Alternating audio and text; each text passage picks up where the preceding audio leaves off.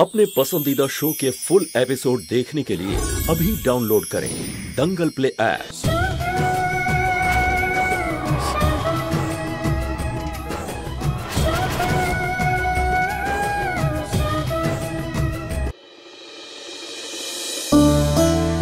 এসো আমার সাথে।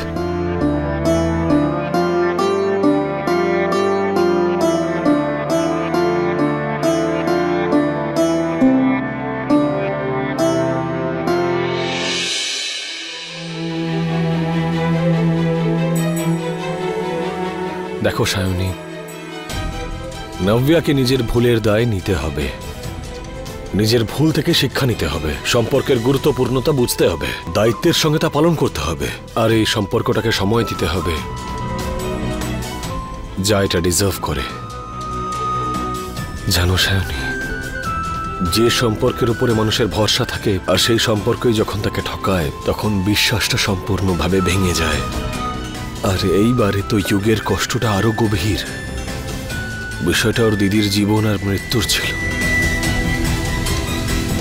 এসব কথা ছাড়ো, বাদ দাও, এবার তাড়াতাড়ি হাসো তো, না হলে আমি কিন্তু খুব রাগ করব। তুমি কেন রেগে যাবে আমার উপর? আরে করতেই পারি, রাগ করার যথেষ্ট কারণ আছে। আর আমাদের ভালোবাসা কিন্তু এসব সহ্য করবে না। বললেই হলো। তা না হলে কি সবাই ভাববে যে শুভ সায়নীকে ভালোই বাসে না, ওর খেয়াল রাখে না।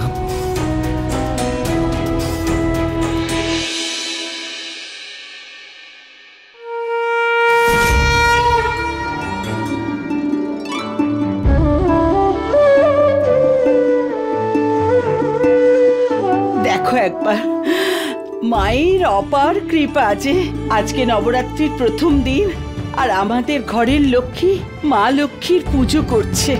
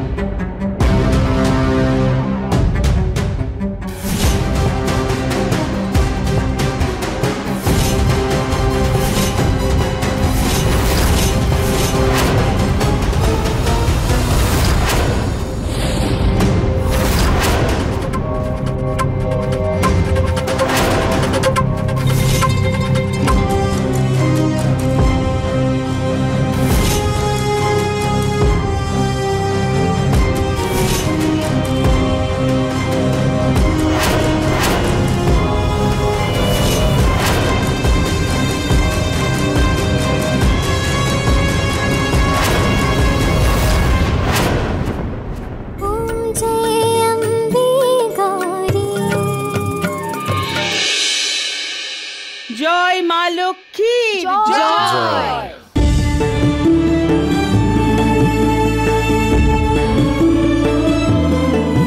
ঠাকুমা, আরতিটা নিন।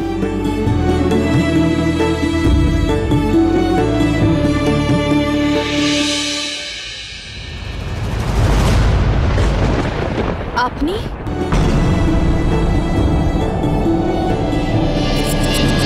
আপনি এভাবে কি করে ভেতরে?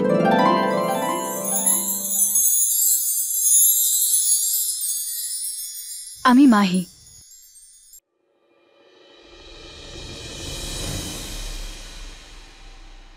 মাহি, মা তুমি এখানে কি করে? মা এখানে কি করতে এসেছো?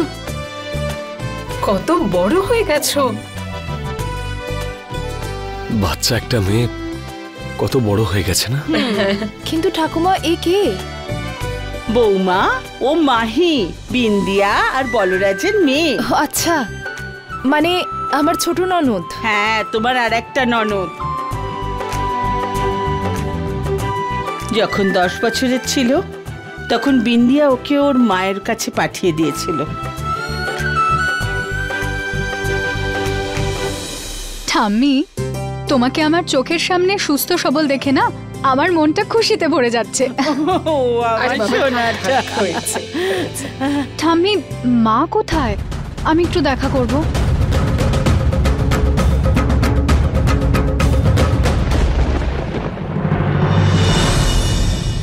মা, কান্নার কোনো প্রয়োজন নেই। মা, তুই ভয় পাস না, আমরা সবাই আছি তো তোর সঙ্গে। ঠাম্মি, আমি সত্যি ভাবতে পারিনি যে আমার অজান্তে এত কিছু ঘটে গেছে। তাহলে আমি কখনোই আসতাম না। কিছু হয়নি মা, এসছিস তো, কোনো অসুবিধে নেই। জানো ঠাম্মি, কতদিন ধরে মাকে দেখার অপেক্ষা করে আছি, কিন্তু মা আমার কাছে আসেনি। আর আমাকেও এখানে ডাকেনি দেখা করার জন্য। দিদা চলে যাওয়ার পরে তো মামা মামির কাছে বোঝা হয়ে গিয়েছিলাম আমি। তারপর আমি সিদ্ধান্ত নিলাম যে আমি মুম্বাই যাব আর বাবা মায়ের সাথেই থাকবো। কিন্তু এখানে তো সবকিছু এমন হয়ে গেছে যে এখানে থাকাটাই সমস্যা। আমার মা যা কিছু করেছে তার জন্য আমি আমি খুবই লজ্জিত। আমি তাই তোমাদের সবার কাছে ক্ষমা চাইছি। আরে না মা, তোর ক্ষমা চাইবার কোনো দরকার নেই। হ্যাঁ মা, বলতে তো ভালো লাগছে না যে, কিন্তু ও তো আমাদের নিজের। তোমরা সবাই নিজের খেয়াল রেখো। আমি আসছি। কিন্তু আরে আমি বলছিলাম যে মা, এত বড় শহরে তুই একলা কি করে থাকবি? ঠাম্মি, তুমি আমার চিন্তা করো না। আমি এখানে আগে একটা কাজ খুঁজে নেব, তাহলে থাকার জায়গাও পেয়ে যাব। কিন্তু তুমি চিন্তা করো না ঠাম্মি, আমি তোমার সাথে দেখা করতে আসবো। মা, এটা তো এত বড় একটা শহর, কোনো না কোনো ঠিকানা তো পেয়েই যাবে।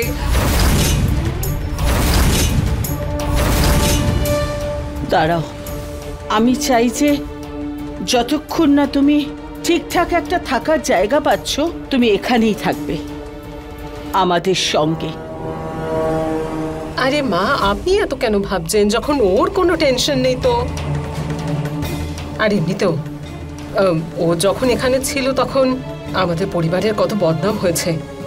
সমাজকে উত্তর দিতে হবে। কিন্তু মা, আপনি একটুখানি ভেবে নিন। ঠাম্মি, এত বড় শহর এটা, আর এই শহরটা না মানুষকে নিজের মতো করে কিছু না কিছু ফিরিয়ে দেয়। তাহলে আমাকেও আশ্রয় দিয়ে দেবে। আর আমার দিদা বলতো, কঠিন পরিস্থিতির সম্মুখীন হওয়া উচিত, তার থেকে পালিয়ে যাওয়া উচিত নয়। বেঁচে থাকো।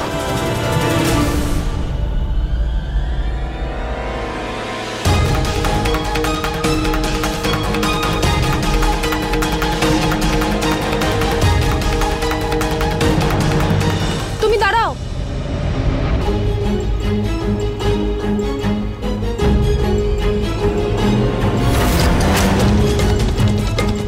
শুভ স্যার,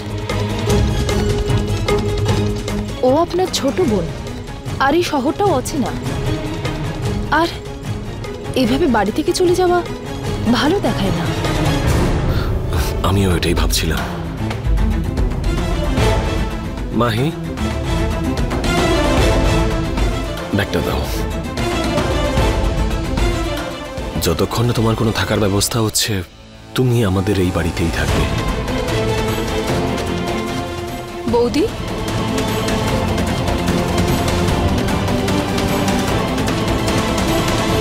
আমার মনে হয় না মায়ের বিরুদ্ধে তোমার কিছু বলা উচিত। আই এম সরি, কিন্তু ও যদি সত্যি সত্যি কাকিমার মতো হয় তাহলে? নভিয়া, এসব নিয়ে ভাবার তোর প্রয়োজন নেই। যেরকম তুই আমার বোন, এও আমার বোন। যেরকম তোর প্রতি আমার কিছু দায়িত্ব আছে, ওর প্রতিও আছে। আর তাছাড়া না ভাইয়া, কাকার কাকিমা যা কিছু করেছেন ওনাদের ভুলের শাস্তি ও কেন পাবে? সায়নী ঠিক বল, মাহের নিজস্ব আইডেন্টিটি আছে। কিন্তু দাদা, নাভিয়া, যদি তোর এতবার ভুল করার পরেও তোকে আমরা এতবার সুযোগ দিতে পারি, তাহলে ও তো কোনো ভুলই করেনি। আজ থেকে মাহি এখানেই থাকবে আমাদের সাথে। বাবু দেখো একবার মায়ের কতখানি কৃপা আমাদের ওপর। ওনার কৃপায় আমাদের বাড়িতে একসঙ্গে দুজন লক্ষ্মী এসে গেল। আর হ্যাঁ, আমি তো একটা কথা বলতেই ভুলে গেছি। কি ঠাকুমা? আরে এটাই যে আজ সন্ধ্যেবেলায় মায়ের পুজো দর্শন করতে আমরা বাইরে প্যান্ডেলে যাব, আর ব্যাস তখন একেবারে ওকেও শহরটা দেখিয়ে দেব। আচ্ছা ঠাম্মি, দাও ব্যাগটা দাও আমায়। আমি নিয়ে আসছি, তুমি যাও। চলো মা।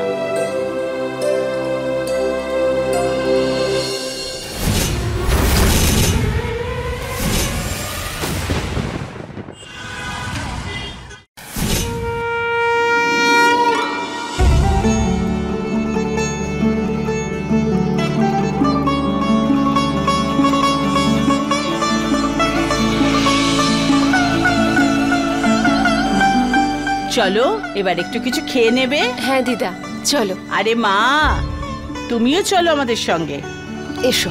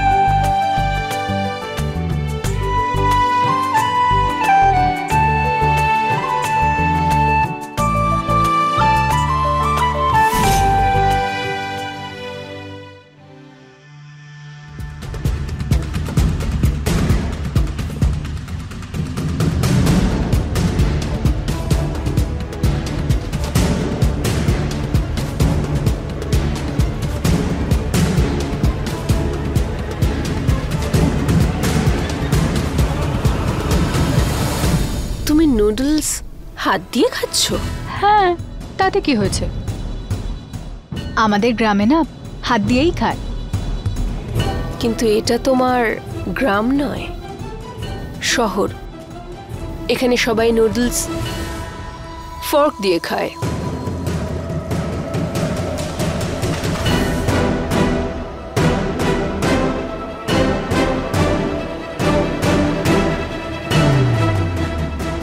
আরে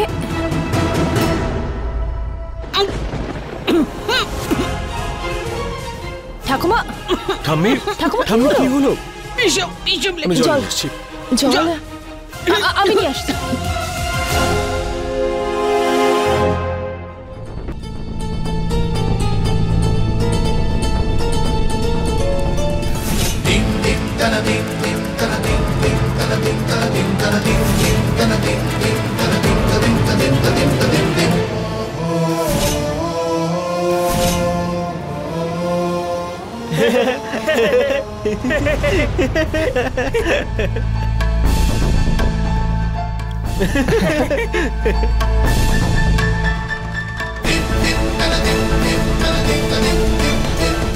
এভাবে কেউ হাতে খায় নাকি? এখানে কোনো সার্কাস চলছে নাকি? হ্যাঁ, যাও বেরো এখান থেকে, যাও। আরে আপনি ওদের কেন বকছেন? ওরা তো বাচ্চা না। বাচ্চা হোক, কিন্তু খামোকা আপনার সাথে মজা করছে। আমরা যদি এই সব কিছু মনে নিই না, তাহলে সব সময় চিন্তা করতে হবে। এসব তো হতেই থাকে। একটা কথা বলুন, আপনি একা বসে বসে খাবার খাচ্ছেন, আপনার বন্ধু বা পরিবার নেই এখানে? সবাই আছে। আমি এখানে দেবী মার দর্শন করতে এসেছি, তাই আপনাকে মিথ্যে বলবো না। আসলে ব্যাপারটা কি, আমি আমার পরিবারের লোকজনদের সবার সামনে অপমানিত করতে চাই না। অপমানিত মানে? মানে হলো এই কাঁটা চামচ দিয়ে না আমি খেতে পারি না, তাই আমি ভাবলাম যে আমি এখানে একা বসে নিজের মতো করে খেয়ে নিই। আর এমনিতেও না হাত দিয়ে খেতে বেশি মজা লাগে।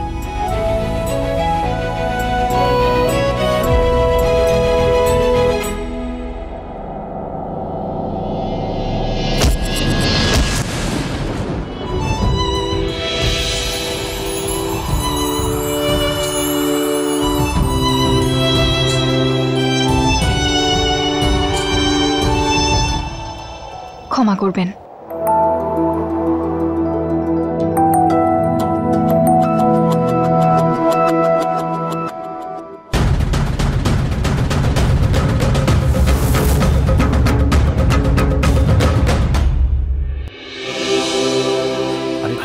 আরে আরে শুভ, কি খবর? কেমন আছো? তোমরা এখানে? আমরা তো দর্শনের জন্য এসেছি, তুই বল তুই কেন এসেছিস? আমিও পরিবারের সাথে দর্শন করতে এসেছি। আচ্ছা শুভ, তুই ওর কথা শুনেছিস? আরে ওই যে কাজল, তুই কি জানিস ওর কি হয়েছে? আমি কিছু জানতে চাই না। পুরনো কথা বলে কি লাভ? আরে আমি তো এমনি বলছি, যা হওয়ার তা হয়ে গেছে। আমি ওর ব্যাপারে কিছু জানতে চাই না। আরে শোন না, হেভি মজা আরে পাবি। বললাম না জানতে চাই না কিছু। আপনি এখানে? আপনি তো ঠাকুমার জন্য জল নিতে এসেছিলেন।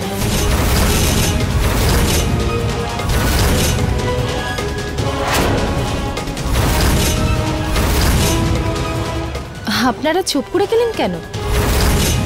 কি নিয়ে কথা বলছিলেন? শুভ, ইনি কে?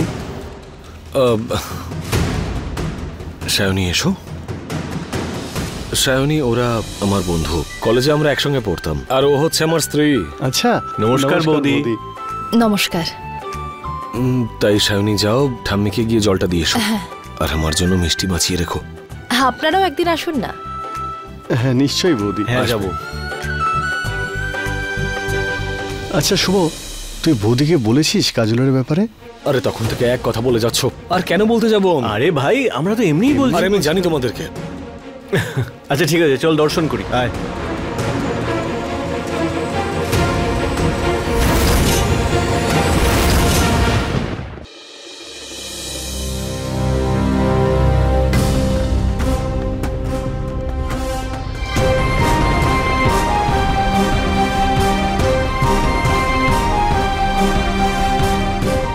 কাজল!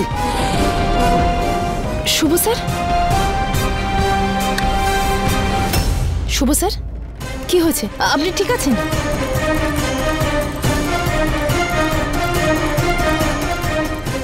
আমি ঠিক আছে, তুমি ঘুমিয়ে পড়ো। শুভ স্যার, আপনি কাজল বলে কাউকে ডাকছিলেন। এই কাজল কে? কাজল? আমি জানি না সায়নী। কোনো ব্যাপার না, আপনি শুয়ে পড়ুন। আপনাকে দেখে মনে হচ্ছে যেন কোনো খারাপ স্বপ্ন দেখেছেন। শুয়ে পড়ুন।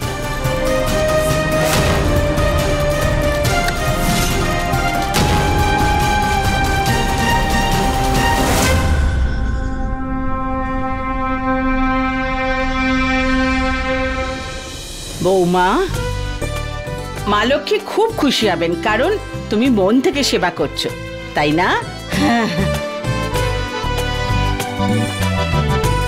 তো এটা, আরে বেঁচে থাকো মা, বেঁচে থাকো। বৌদি, তোমরা পুজোর জন্য তৈরি হচ্ছ? হ্যাঁ, নবরাত্রি চলছে তো, তাই পুজোর উপকরণগুলো জোগাড় করে রাখছি। ঠিকই বলেছো বৌদি। প্রণাম পিসিমা। নমস্কার। নমস্কার। হ্যাঁ, কি হয়েছে বলো? তুমি পুজোর জন্য রান্না করছো? দাও আমি তোমাকে হেল্প করে দিই। জানো পিসিমা, আমার দিদা বলতো নবরাত্রির ব্রত যারা করে তাদের জন্য খাবার বানালে দেবী মা খুব খুশি হন। আচ্ছা। আর জানো, আর আমার দিদা তো আমাকে বিভিন্ন রকমের ফলাহার বানাতেও শিখিয়েছে। আমি সবকিছু বানাতে জানি মা, কিচ্ছু বানানোর দরকার নেই, ঠিক আছে? তুমি যাও। পিসিমা, তোমার একটু সাহায্য হয়ে যাবে। আরে মা, এত বছর বাদে প্রথমবার উৎসবের দিন এখানে এসেছো, তুমি তো আবার জানো না যে কোথায় কোনটা রাখা আছে। হ্যাঁ, তো তুমি বরং ছাড়ো, অতিথির মতো থাকো। হ্যাঁ, কয়েকদিনের মধ্যে তো চলে যেতেই হবে। পিসিমা, বিপদের সময় যারা আশ্রয় দেয় না, তারা জীবনে সব থেকে বেশি মূল্যবান, আর তাদের খেয়াল রাখা উচিত। তাই আমি ভাবলাম তোমাকে সাহায্য করে দিই।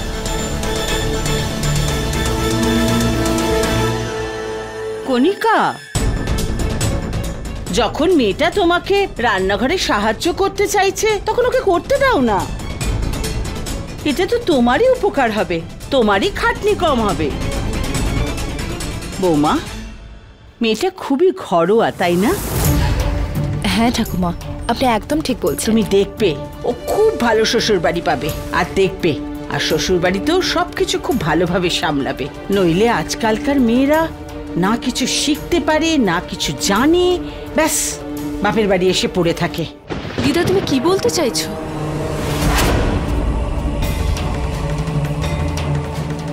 আমি শ্বশুরবাড়ির লোকেদের সামলাতে পারিনি? নাভিয়া, আমি এরকম কিছু বলতে চাইনি মা। হ্যাঁ নাভিয়া, ঠাকুমা ওভাবে বলতে চাননি।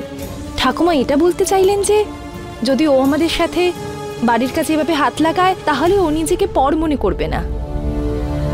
ছেড়ে দাও না মা, ও যদি কাজ করতে চায় করতে দাও। তাছাড়াও ও তো গ্রাম থেকে এসেছে না, কাজ করার অভ্যেস আছে ওর। আর এত বড় বাড়িতে, এত বড় শহরেও করবেটাই বা কি? ঘরের কাজই আরে করে। মা, তুই কেন মাথা গরম করছিস? তুই ঠিকই বলেছিস, গ্রামের লোকেরা এত কিছু বোঝে না মা।